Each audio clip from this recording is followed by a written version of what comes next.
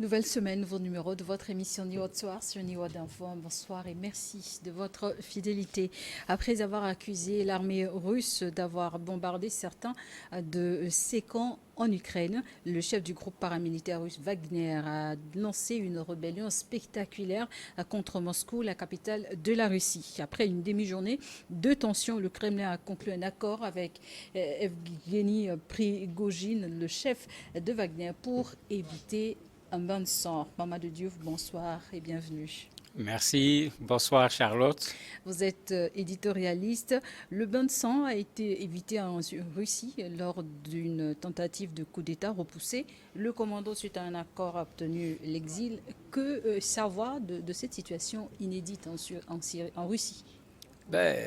Sans provocation, je dirais pas grand-chose. N'oublions pas qu'on est dans une situation, vous allez dire, à la russe, de l'URSS à aujourd'hui. La Russie n'a jamais brillé par une communication claire sur ce qui se fait et ce qui ne se fait pas. Ça fait que vous voyez, les gens se sont fourvoyés dans tous les sens dans cette affaire au départ en cherchant du tout. Moi, je crois qu'il faut être très patient d'abord. Il faut être également très lucide. Parce que Prigogine et Poutine, c'est pratiquement deux jumeaux. C'est des gens qui se connaissent très très bien. Qu'est-ce qui s'est véritablement passé? Il va falloir attendre un peu pour le savoir. On va dire que ce sont des copains de longue date. De très longue, non seulement des copains, mais des associés sur le business à l'échelle internationale. Donc, le divorce ne se fera pas aussi facilement. Et quand il va se faire également, il y aura beaucoup de ressorts qui vont se casser, aussi bien pour l'un que pour l'autre. Poutine parle de trahison. On peut parler au vu de leur relation entre les deux hommes. Mais bien sûr, non seulement la relation, mais qui a créé Prigogine? C'est Poutine. Qui lui a donné des armes? C'est Poutine. Qui le laisse rentrer dans les prisons, recruter des gens au point d'avoir 25 000 personnes à qui on donne des armes et qui ne sont pas des militaires. Mais Prigogine n'est absolument rien sans Poutine. Rien du tout.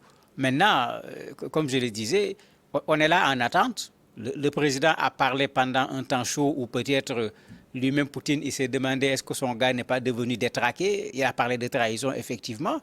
Mais Prigogine a parlé aujourd'hui, mais il dit qu'il n'a jamais voulu faire un coup d'État. Il a fait un audio de 11 minutes. Il dit qu'il n'a jamais voulu faire un coup d'État. Ça n'a jamais été son objectif. Il voulait au contraire sauver l'armée de la Russie. C'est pourquoi soyons encore prudents parce qu'on est en face de véritables manipulateurs de tout temps. Poutine est un manipulateur, Prigogine est un manipulateur. Soyons très prudents, bien que ce qui s'est passé est quand même extraordinaire. Je ne crois pas trop à la théorie de la combine parce que la combine serait allée quand même très très loin s'ils ont marché jusqu'à 200, arrivé à 200 km de Moscou. Il y a quelque chose qui s'est passé. Quoi exactement? On ne sait pas. Je considère qu'on n'a pas encore la bonne information. Et quand vous dites d'être lucide, de faire très attention, de se patienter pour se prononcer, c'est pour éviter de condamner à tort? Mais bien sûr, en fait, c'est un jeu d'intérêt. Mais regardez comment les pays occidentaux promptent à dénoncer les prises de pouvoir par la force ont fait profil bas. Alors que la règle, c'était non seulement de condamner, mais quand c'est un mercenaire, si on condamne un militaire qui prend le pouvoir, qu'est-ce qu'on fait quand un mercenaire prend le pouvoir? Mais vous avez vu, les gens ont dit nous sommes en train de suivre la situation, le président américain est en train d'être informé régulièrement, parce qu'il y a des gens qui avaient intérêt à ce que Poutine tombe. Oui. Et bien sûr, ces gens ont été plutôt dans la patience et dans l'espérance de le voir soit tomber, soit suffisamment déstabilisé pour qu'eux ils puissent terminer ce qu'ils veulent faire. Vous avez de l'autre côté également ceux qui sont des pro-russes aujourd'hui, aussi bien ailleurs qu'au niveau de l'Afrique, qui étaient là inquiets en se disant mais finalement ça devient quoi? Parce que on a crié partout en demandant à la Russie de venir, mais si la Russie est déstabilisée par un mercenaire, le même mercenaire qui a ses troupes sur nos sols africains, mais tous ceux qui disaient à la Russie de venir, ils vont également se poser des questions. C'est pourquoi il y a lieu de faire très attention avec cette affaire-là. Poutine n'est pas un nez en politique. Prigogine n'est pas fou, malgré tout ce que les gens ont voulu dire. Moi, j'attends encore de voir plus clair dans cette affaire-là. Mais qu'est-ce qui peut véritablement justifier cette attaque, peut-être, entre guillemets, planifiée par Prigogine ou Poutine lui-même? Ben, le discours que Prigojine a donné quand il a décidé de marcher sur Moscou, il a dit deux choses. La première chose qu'on avait déjà entendue, déjà, il faut se rappeler que ce monsieur fait des vidéos, il s'adresse au ministre de la Défense, il s'adresse au chef d'état-major général des armées. Il n'est rien, lui, d'un point de vue militaire, de façon classique. Ce sont ces deux Et, cibles. et quand il leur parle, vous avez l'impression que c'est lui leur chef. Ou bien peut-être c'est lui le chef de Poutine, il donne des ordres à Poutine pour qu'il donne des ordres. Déjà, beaucoup de gens avaient trouvé cela quand même assez extraordinaire qu'un chef d'un groupe mercenaire s'adresse de la sorte au ministre de la Défense et au chef d'état-major des armées. Dans ces revendications, il y avait ces deux personnes. Ils demandaient qu'on démette, puisque c'était clair, le ministre des Affaires de la Défense et le chef d'état-major, ce qu'ils ne semblent pas avoir obtenu, parce qu'on a vu ce matin le ministre de la Défense aller superviser les troupes au niveau de l'Ukraine. Bon, on est encore chez les Russes. Est-ce que c'est une image d'aujourd'hui ou c'est une image ancienne qu'on nous montre? Oui. Je ne sais pas trop. Deuxième chose, on avait commencé des poursuites judiciaires contre Prigojine. Vous avez des informations qui sont un peu contradictoires. On nous dit aujourd'hui que le parquet a décidé de continuer la procédure judiciaire. Oui. Donc, il sera toujours poursuivi. Et si on s'en tient à ce que le président a dit, il sera poursuivi pour quoi?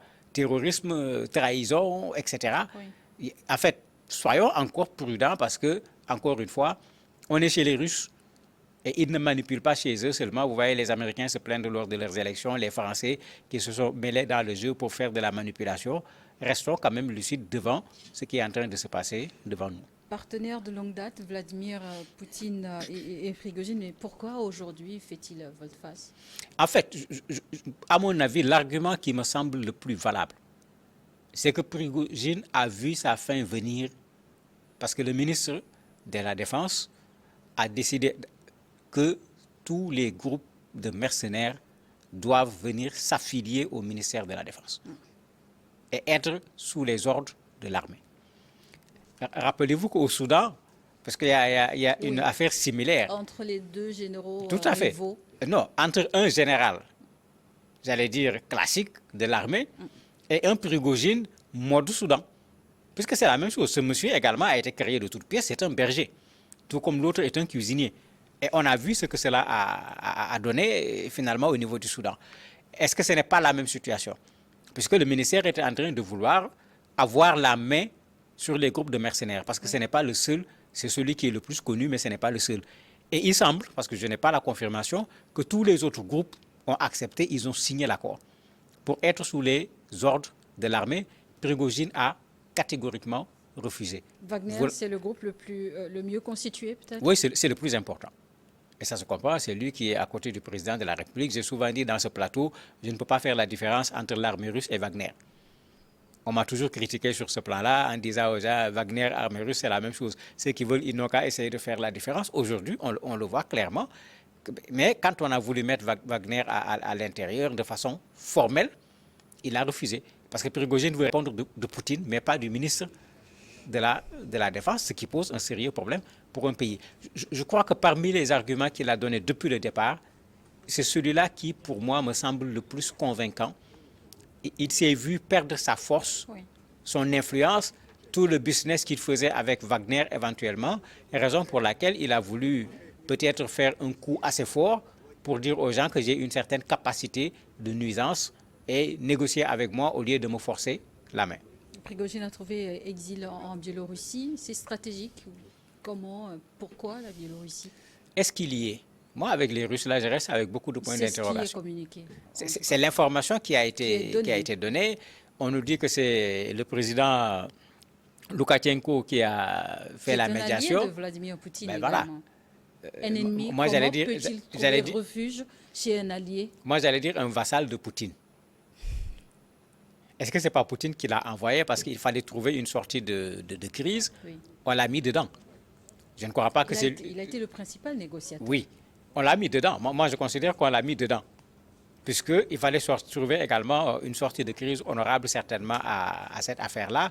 Il fallait trouver quelque chose. Mais ça revient à ce que j'avais dit. C'est une façon encore de l'écarter. Puisque la guerre ne se déroule pas au niveau de la Biélorussie. Et ils étaient sur le front. Au niveau de l'Ukraine, ils ont fait du résultat. ils ne sont pas là-bas seulement, ils sont dans un certain nombre de pays africains et ailleurs où on ne parle pas beaucoup d'eux, où ils sont effectivement présents. Qu'est-ce qu'on va faire de tout ce Wagner-là? C'est une question qu'il faut poser. Qu'est-ce qu'il va faire en Biélorussie? Il s'arrête là-bas pour continuer à diriger la guerre au niveau de l'Ukraine? Il s'arrête là-bas pour continuer à gérer ces troupes qu'il a envoyées un peu partout dans le monde? On n'a pas encore, comme je l'ai dit, suffisamment d'informations dans cette affaire-là. Certainement, les négociations ne sont pas totalement terminées pour qu'on puisse savoir clairement que deviendra Prigojine. Et n'oubliez pas qu'on est dans le pays russe. Combien de fois des gens considérés comme des espions, des traîtres, quand ils sont des Russes, on a tenté de les éliminer avec toutes sortes de produits extrêmement, j'allais dire, techniques pour pouvoir tuer la personne sans qu'on ne sache ce qui se passe. Et ils l'ont fait où? Dans des pays européens où la personne aurait pu bénéficier d'une très bonne protection. Mais s'il est en Biélorussie, si on veut, j'allais dire, l'éliminer, puisque c'est le terme, je ne crois pas que ça posera des problèmes. Que deviendra Prigojine? Oui, mais surtout, quel avenir pour les relations de partenariat entre Wagner et les États africains? Ben, ça, c'est la grosse question à laquelle il ne va pas être facile de répondre pour le moment. Mais le ministre russe des Affaires étrangères a pris la parole aujourd'hui. Je retiens deux choses dedans. La première chose, c'est qu'ils savent que Wagner est en Afrique. Ce n'est pas ce que Poutine avait dit. Ce qu'il avait dit, que c'est une entreprise privée. Non plus ce que certains dirigeants africains disent. Oui, mais finalement, les choses, le jeu est clair. Dans les faits, on sait ce qui se passe. Maintenant, pour des raisons diplomatiques, pour des raisons politiques, d'un côté comme de l'autre, chacun a sa façon de parler. Mais en parlant, il a amené également de la lumière dans cette affaire. Parce qu'il a dit que certains instructeurs qui sont dans les pays africains appartiennent à Wagner. Tout le monde peut aller voir dans la presse. C'est le ministre des Affaires étrangères de la Russie qui le dit de façon très claire. Donc quand on nous dit que ce sont des instructeurs russes, il faudrait se demander quels Russes. Est-ce qu'aujourd'hui le Kremlin serait en train de renier Wagner? Renier, je ne crois pas. Wagner est une stratégie. C'est là où je dis qu'il faut faire attention. Prigojine n'aurait pas pu venir dans ces pays africains sans l'accord de la Russie. La Russie fait quelque chose de très simple. Il y a ce qu'on appelle le droit international. Une armée, en principe, n'est pas capable de faire un certain nombre de choses. On a créé une armée parallèle à qui on peut donner le sale boulot, qui va pouvoir faire le sale boulot sans considérer qu'il y a des règles que l'on doit respecter. Parce qu'un mercenaire, ce que son nom indique, je crois que c'est suffisamment clair pour qu'on ne parle pas de loi ou qu'on ne parle pas de règles. Maintenant, c'est à ces pays africains de se poser des questions. Si c'est à cela qu'il faut avoir affaire quand on dit qu'on a affaire avec les Russes, ben, il y a de quoi s'interroger. Parce que si c'est des gens qui sont capables de te prendre ta souveraineté, ben, il faut s'interroger très fortement avant de savoir comment négocier ou comment avoir des relations avec la Russie de façon générale et Wagner en particulier. S'interroger aussi pour se poser la question, est-ce qu'on peut continuer à faire confiance à quelqu'un qui est accusé de trahison? Mais non, Prigojine n'a jamais été un homme de confiance. En tout cas, moi, je ne lui ai jamais fait confiance. Parce que quand on fait confiance à quelqu'un qui a un CV, qui a un passé, on regarde le tout. Mais lui, quand vous regardez ce qu'il a fait, on a plus l'impression d'avoir devant nous un criminel qui ne dit pas son nom qu'autre chose. Quelle confiance on peut lui faire? C'est là où il faut que les gens se posent des questions, alors que financièrement, ce qui est payé à ces mercenaires passe par lui.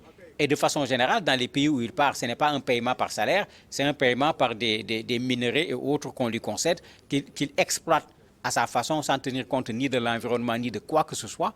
Mais ce n'est pas quelqu'un à qui on peut faire confiance quand on veut parler de façon réglementaire en restant sur les principes. Quand on reste sur les principes, il n'est pas fréquentable, ne parlons pas de confiance. Vu les relations antérieures entre les deux hommes, Prigojine et Vladimir Poutine, est-ce que, en menant cette rébellion, Prigojine a-t-il humilié Poutine? La presse internationale parle d'une situation qui a mis à nu les failles du pouvoir russe. Je disais tout à l'heure qu'il y a des gens qui étaient en espérance de voir le pouvoir de Poutine tomber. Bon, quand ils ont vu les choses se retourner de façon aussi rapide, ils étaient obligés de trouver un autre argument. Donc ceux qui espéraient voir le régime tomber, qui commençaient à dire voilà, le régime militaire n'est pas solide, etc., rapidement se sont rabattus sur cet argument. Je n'y crois pas trop, cet argument-là. Parce que Poutine, jusqu'à présent, il n'est pas assez fou pour penser que Prigojine peut battre l'armée russe. Puisqu'il y a un problème sérieux ici. C'est qu'est-ce que Prigojine a comme soutien à l'intérieur de l'armée russe. Les 25 000 hommes de Prigojine ne représentent absolument rien devant l'armée russe. Parce qu'il ne faut pas croire à ce discours qu'on tend à nous faire avaler que non, en Russie, il n'y a rien, il n'y a rien. Oui. Mais s'il n'y avait rien en Russie, la guerre en Ukraine serait terminée depuis fort longtemps. Mais il y a une armée là-bas. Qu'est-ce qui s'est véritablement passé? Comme je l'ai dit, il y a des éléments d'information qu'il faut avoir pour que l'analyse soit une analyse véritablement fine, parce que sans les faits, ça pose un sérieux problème. Maintenant, s'il se trouve que Prigojine s'est véritablement révolté, Poutine va en payer les frais. Et vous allez voir, si c'est le cas, son attitude sera de renforcer son autorité, certainement de trouver une victoire forte au niveau de l'Ukraine pour montrer que l'armée russe est bel et bien ici, et trouver certainement une issue à Wagner. Et pas la bonne ici, quand c'est le cas. Mais si ce n'est pas le cas, ne soyez pas étonnés de revoir un jour Poutine et Prigojine ensemble en train de continuer leur business qu'ils font depuis fort longtemps. Justement, Prigojine demande en contrepartie l'intégration de ces hommes à l'armée régulière russe. Justement, c'est une situation qui nous rappelle un peu le cas du M23 en RDC. Comment expliquer que les groupes armés formés qui ont servi redeviennent un gros problème pour les États? En fait, les gens savent tellement qu'ils peuvent devenir un problème que partout où il y a eu des rébellions, partout où il y a eu des groupes armés, le mécanisme est presque le même. Il faut aller dans le sens de désarmer les gens, mais il faut aller dans le sens de faire également une réintégration. Bien sûr, dans la réintégration, tous ne peuvent pas aller dans l'armée, parce que ça ne s'est jamais fait dans un pays. De façon générale, il y en a qui vont aller dans l'armée, d'autres, on va voir, ils avaient peut-être un métier où ils avaient commencé à faire une formation, on va l'aider à terminer sa formation et à pouvoir se réinsérer, pas réintégrer l'armée, puisque l'armée ne peut pas du jour au lendemain prendre 25 000 personnes. Oui. La deuxième chose qui rend les choses compliquées avec Wagner, Wagner signe des contrats avec ses mercenaires. Parce que c'est très différent. Ce n'est pas comme une armée régulière. Les 25 000 hommes dont il parle aujourd'hui, il y a 10 ans, ce n'est pas les mêmes hommes qui étaient là. On part trouver quelqu'un en prison, il s'engage pour Wagner pendant un temps. Si sa période est finie, il devient, entre guillemets, un ancien de Wagner, mais il redevient quelqu'un de libre. D'ailleurs, en Russie, vous avez des plaintes dans certains villages où, quand ces gens-là sont revenus, les gens ont peur parce que c'est un criminel qu'on a fait sortir de la prison. Ils le connaissent parce qu'il a commis le crime sur place.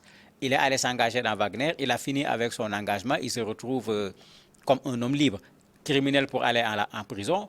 Quand il est allé à Wagner, il a fait quoi sinon du criminel? Mais ils ont raison de s'inquiéter de la présence d'une telle personne. Est-ce que ces gens-là sont aptes à rentrer dans l'armée? L'armée n'est pas un espace de criminels. Un militaire tue par obligation. Il faut qu'on fasse la part des choses. On n'apprend pas aux militaires à tuer comme les gens le disent. Non, ils tuent par obligation. Mais un mercenaire, il tue par intérêt et en fonction de l'argent qu'on lui donne. Vous voyez que c'est deux choses qui sont complètement différentes. Ce n'est pas des gens qui ont leur place dans une armée régulière. Dernière question. La rébellion avortée de Wagner va-t-elle affecter l'offensive russe en Ukraine? Je ne crois pas parce que c'est Poutine qui a pris l'initiative de cette offensive. Je me dis au contraire qu'il va très certainement durcir l'attitude de la Russie par rapport à l'Ukraine en ayant suivi tout ce que les Occidentaux lui ont souhaité comme mal. Certainement, il va vouloir également rendre le coup.